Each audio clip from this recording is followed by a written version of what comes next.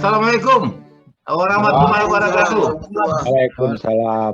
Waduh, aku suka kali, senang kali aku pagi hari ini. Berkumpullah kita anak-anak Medan nih, terutama kawan lama yang sudah puluhan tahun kami merintis sama-sama menulis di Waspada, itu Rizali Sagian dan Bersiar Lubis.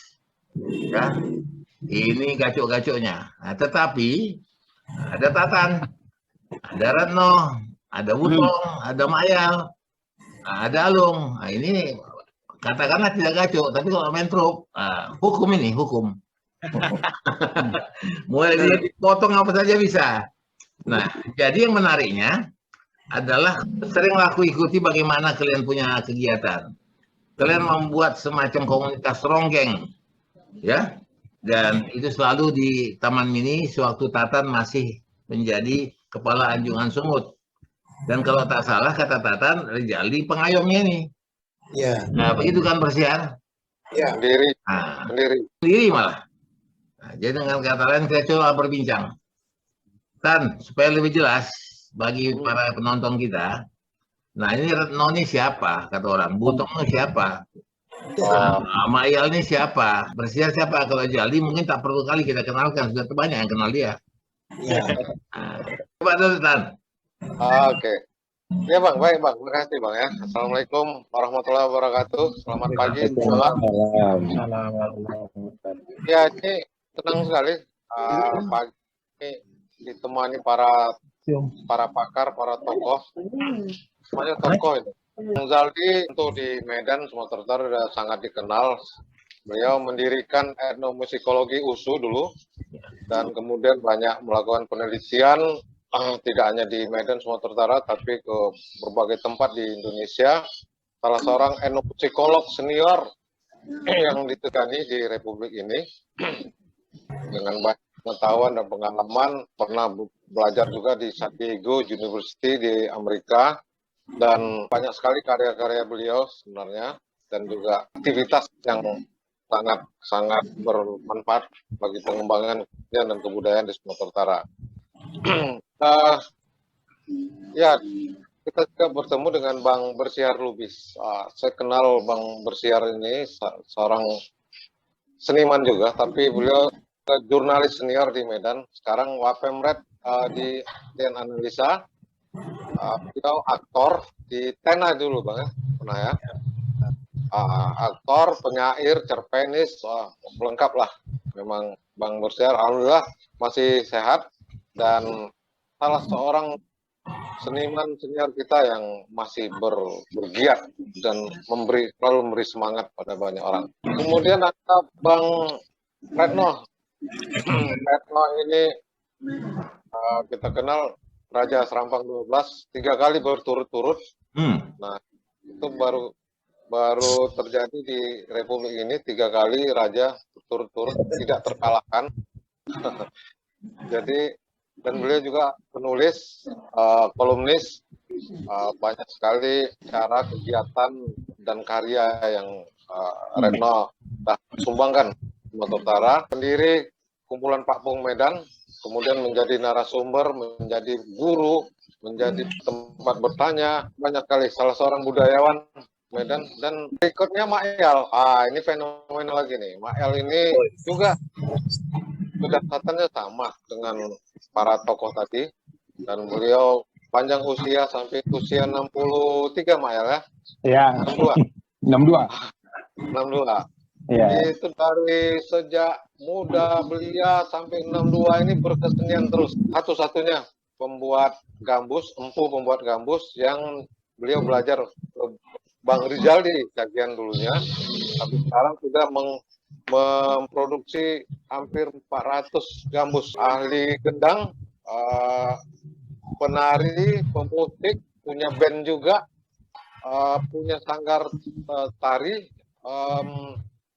aktor juga di teater bangsawan. Hanya satu aja barangkali yang Mayal nggak lakukan, menulis puisi. Tapi barangkali bakat itu ada, dan ya mudah-mudahan tetap sehat Mayal. Amin, Bang, sehat. guru kita juga. Ada dua orang lagi, Butong Olala. Nah, kita sebut Butong Olala, saya nggak tahu Olala itu apa sebenarnya, tapi itu udah lama nyantol di namanya. Oh.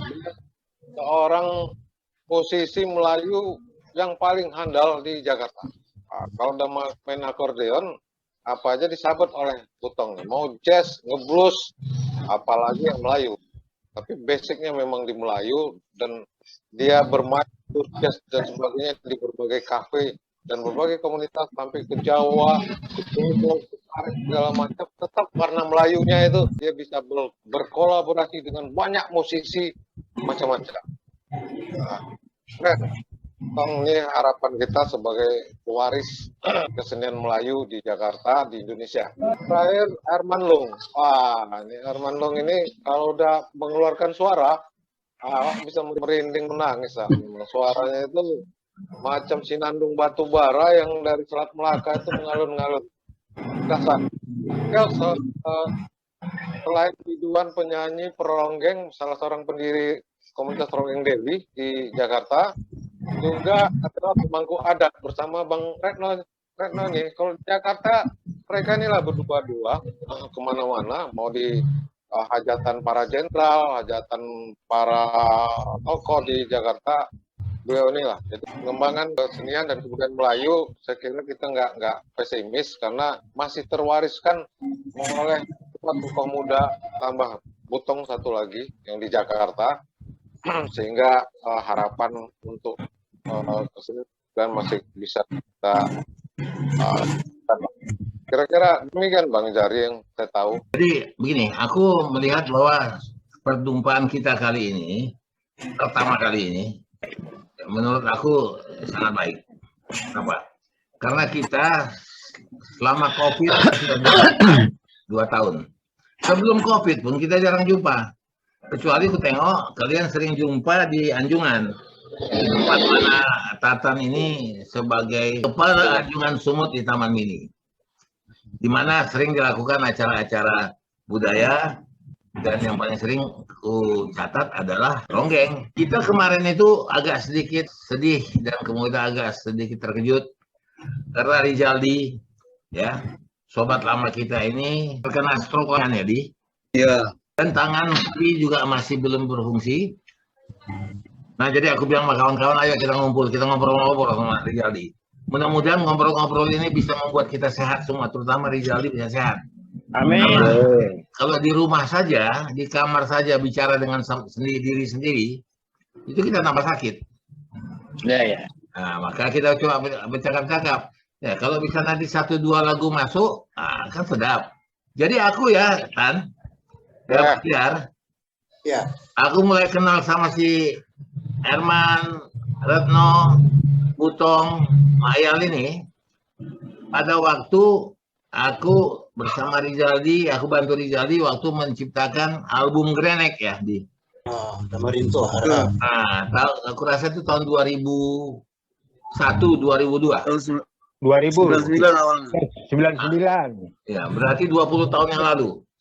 Ya. Jadi kawan-kawan nih diajak ada Rizaldi semua ke studio Rinto Harap. Nah, di situlah berkumpul. Nah, aku dengarlah musik tuh. Nah, ketika aku mendengar musik ini, yang terbayang awak waktu awak masih kecil-kecil. Nah, ini yang sering kita dengar tuh waktu kecil. Jadi ada sesuatu musik yang hilang, yang dapat kembali. Jadi seakan-akan masa lalu itu datang lagi. Oh iya, kita angka gitu ya. Apalagi Tatan dan Rizaldi yang bermarkas di Anjungan Sumut di Taman Mini. Yang selalu ada festivalnya gitu ya. Sangat membuat kita bangga karena justru di bumi kelahirannya tapi malah berkembang di Jakarta. Dan di Jakarta ada memang kelebihannya. Para perantau kan seakan-akan meratakan kampung. Jadi ada acara ronggeng Dewi atau tarian Melayu. Ketika ramai kegiatan tari Melayu ronggeng Dewi, kami di daerah juga bisa bangga. Ya. Apalagi daerah Medan sudah mulai agak walaupun belakangan bergerak. Jadi itulah dengan kegiatan di Taman Mini itu menjadi Profesor Dr. Anies Maknur yang dari Malaya, kata dia dulu dia menjadi ronggeng Melayu. Dia mewajibkan anak-anaknya dan anak-anak para pengikutnya untuk belajar tari Melayu dan ronggeng Deli. Beliau ini menjadi semacam mecenas kesenian Melayu. Yang bahkan menurut cerita Profesor tadi, menyediakan rumahan untuk ronggeng dan gaya hidup. Dan memang tidak ada pusat kesenian yang hanya dihidupi oleh para seniman. Waktu itu Salim Said, Ketua Dewan Kesenian Jakarta, bahwa kesenian selalu dibiayai oleh pemerintah. Jadi aku melihat begini, itu keresahan kita sama-sama. Ya. Kemarin itu Tatan bilang sama aku, Rizaldi di tengah sakitnya, bahkan dia memikirkan bagaimana nasib para seniman Medan. Dengan kata lain, di Sumut itu tidak ada pembinaan dan tidak ada industri yang membantu. Jadi hampir kata seperti Bersiar bilang, nanti jangan-jangan seniman ini membiayai kesenimannya sendiri. Jadi terkait dengan ronggeng Deli, komunitas ronggeng Deli, benar ya dikatakan Bang Bersiar. Saya diminta bantuan oleh Anies bin Muhammad Nur dari Universitas Malaya. Mereka punya asumsi bahwa ronggeng di Sumatera Timur udah punah. Saya ngotot, saya bilang tidak. Dari mana kau tahu itu? Nanti aku bisa buktikan bahwa itu tidak punah. Tahun berapa itu atau dia ngomong gitu? Tahun 2015. Oh, 2015. Ya aku bilang tidak, masih ada. Tapi ketika aku bilang masih ada itu, aku kan optimis sekali. Ada satu hal yang membuat aku gembira dalam membaca buku tentang sistem sosial diaspora. Teringat lagi sama keluarga-keluarga pemusik Melayu yang ada di Medan. Dulu orkes simfoni Jakarta itu banyak menggunakan pemusik-pemusik Melayu anak buahnya Pak Lili Suheri. Aku ingat betul itu. Ya. Pemain gendangnya juga termasuk. Nah, salah satu yang terus menetap di sini itu adalah MH Gangga. Aku ingat itu. Berarti ini mereka punya keturunan. Dan itu kalau mereka datang ke sana sendiri. Tetapi banyak juga generasi-generasi musik Melayu ini adalah keturunan ronggeng. Salah satu diantaranya Butong ini ternyata ronggeng. Butong ibunya penyanyi El Kuraya. Mak Butong. Omaknya Butong penyanyi El Suraya ya. Ya. Berarti orang-orang diaspora yang ada di Jakarta ini adalah bibit-bibit yang tak mudah mati. Ya. Ibarat kalau kita gunakan istilah sosiologi itu survival of the fittest. Ya, survival of the fittest. Ya. Mereka inilah. Dari memang betul dari pengalaman aku meneliti, orang-orang yang sangat berbakat itu nggak bergantung kepada pendidikan formal. Ya. Mereka sangat pintar mencuri ilmu, kemudian melatih untuk dirinya sendiri. Dan tokoh-tokoh diantaranya itu yang saya kenal menjadi informan saya itu adalah Anjang Nurdin. Sempat dulu aku angkat menjadi instruktur di Noble Scholar. kemudian ada satu lagi Pak Datuk. Dan orang-orang ini adalah orang-orang yang survival of the fittest itu. Jadi diaspora yang ada di Jakarta juga aku yakin punya itu. Pertanyaan aku sekarang, bagaimana mereka ini kita kumpulkan dari Taman Mini? Siapa waktu itu yang kita ajak untuk bisa memancing mereka? Ternyata aku sibuk Makyal, karena sebagian dari orang-orang ini adalah muridnya Makyal. Ya. Dan aku tahu persis itu di Taman, aku ikut terlibat di sana sharing knowledge dengan Makyal. Ya. Jadi salah satu aku revisi pandangan si Tatan tadi bahwa Makyal itu nggak bisa nulis puisi. Itu lagu-lagunya bukan main, sangat puitis. Ya. Mak Yal ini nulis puisi buat pacarnya aja sama istrinya. Jadi Berat. jadi itulah. Cuman satu nggak bisa Mayal, petinju aja lah, petinju dia. Jangan cerita begitu. Kalau cerita kawan Medan, siapa yang nggak segan sama anak-anak Gang Buntu? Oh iya, ini nggak butuh dia. Ya, ini anak Gang Buntu ini. Oh, Nggak main-main itu. iya. Orang Medan tahu lah dia. Kalau dia besar-besar di Medan, dia tahu lah. Anak Gang Buntu, anak Kota Maksum. Ya. Jadi Mak Yal ini anak Gang Buntu nih. Iya Anak di Gang Buntu, belakang. termasuk Ya, si Retno. Iya. Pantas lah kalian dekat-dekat gedung kesenian dulu kan. Di belakang rumah Dahri Home lah kami pas. Oh iya. Almarhum. Ya. Jadi salah juga kalau dibilang nggak suka bertinju, jangan salah. Dia tidak menjual, tapi orang jual dia beli. Iya. Udah hati, jenius tapi udah hati itu dia. Itu pula sebabnya aku minta bantuan si Mayal untuk datang ke Jakarta. Aku percaya sama Mayal karena beberapa kali kelihatan karyanya. Setelah si Mayal datang, maka kukumpulkan mereka semua di Pondok Labu, di studinya Rintu Lollipop. Ya. Berlatih waktu itu semua. Termasuk si Butong. Waktu itu si Butong sudah patah hati dan mau main keyboard aja. Aku bilang kalau kau main keyboard nanti jadi band kampung aja aku bilang. Tapi kalau kau main akordeon percayalah sama aku. Kau bisa keluar keliling dunia, itu aku bilang sama dia. Ya, Betul. Masih ingat Butong? Masih Pak, masih. Itu Betul. yang aku bilang sama dia. Ini orang yang hidup nih. Di depan dia aku ngomong. Alhamdulillah. Bukan main dia sekarang.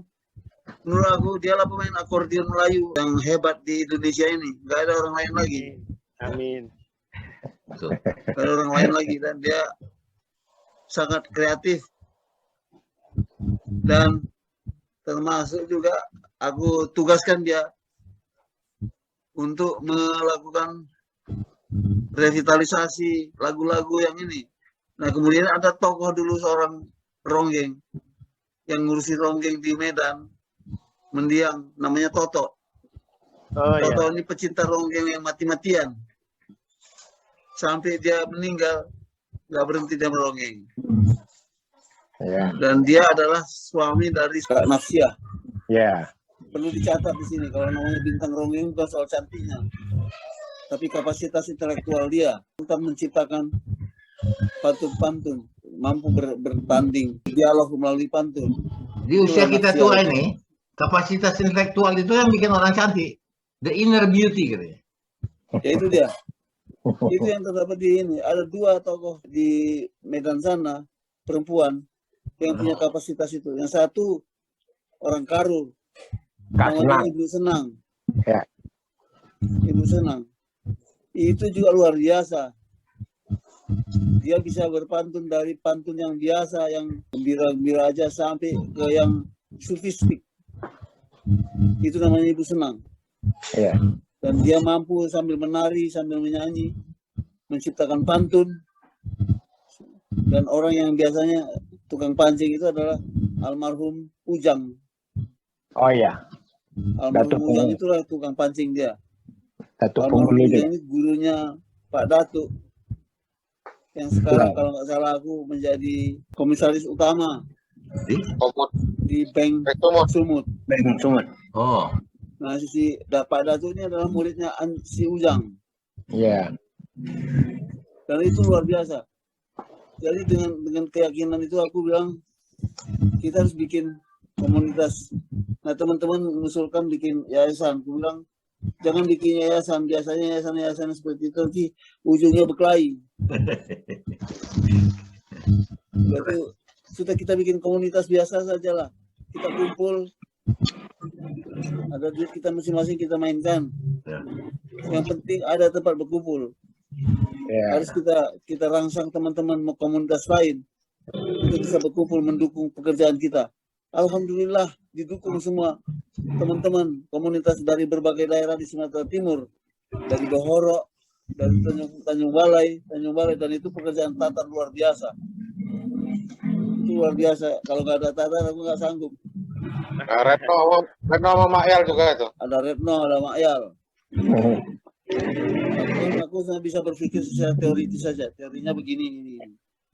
Yang menerapkan mereka ini berkumpullah orang dari Kisaran, berkumpullah orang dari Tanjung Balai, sampai akhirnya mereka memunculkan grup Ronggeng sendiri di Tanjung Balai. Berkumpul semua mereka. Setiap ada acara Ronggeng Deli di Taman Mini, mereka yang menari. Ya. Yang masih belum bisa kita wujudkan adalah kalau yang menari, menyanyi itu sangat mudah. Yang belum kita sempat mewujudkannya itu adalah mengembangkan kapasitas intelektual mereka untuk berani berpantun. Apa namanya? Pipong. Seperti zaman Ronggeng di jembatan Raden Saleh. Ya, tapi sudah terpikir sama kami dan saya minta di waktu itu Retno untuk melatih mereka membuat bagaimana caranya membuat pantun-pantun yang spontan.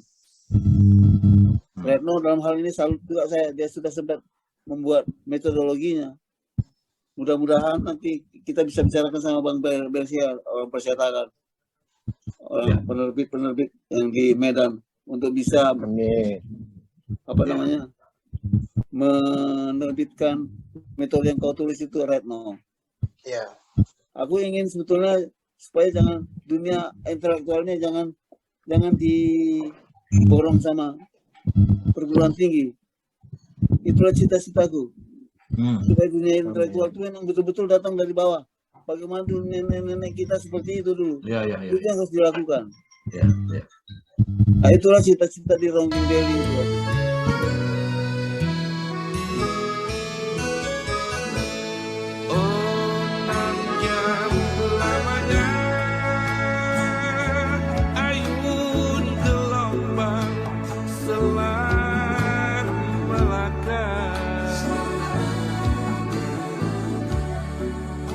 Perahu